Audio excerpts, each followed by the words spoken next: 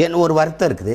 இவ்வளவு பேசிய மகன்களுக்கு, இவ்வளவு போராடிய பிள்ளைகளுக்கு, இவ்வளவு உண்மை நேர்மையுமா, இவ்வளவு மாற்று அரசியலை, தூய அரசியலை எடுத்து வைக்கிற பிள்ளைகளுக்கு நீங்கள் 10 லட்சத்தை வாக்கை போட்டு விழுக்காடு கொடுத்துருக்கூடாதா அப்படின்னு ஒரு வருத்தம் இருக்குது. அவ்வளோதான். நான் வென்று உள்ளே போகணுன்னா அதில் எனக்கு உளவே உளமாற எனக்கு அதில் ஒன்றும் விருப்பம் இல்லை. அதில் ஒரு ஆள் போய் நம்ம ஒன்றும் செய்யப்படுறல. நாட்டை வெல்லாமல் 2-3 சீட்டை வென்று நம்ம ஒன்றும் செய்ய போகிறதில்ல. ஆனாலும் போயிருக்கலாம். மக்களின் குரலாக, ஒட்டுமொத்த தமிழ் சமூகத்தின் குரலாக நாம் உள்ள பேசியிருந்திருக்கலாம். அது வாய்ப்பு வரல. அது அது அது நம்முடைய தோல்வி இல்லை, அது மக்களின் தோல்வி தான். அதுக்கு ஒன்றும் நீங்கள் கவலைப்பட வேண்டியதில்லை. ஆனால் என் பிள்ளைகளுடைய உழைப்பு அசாத்தியமானது.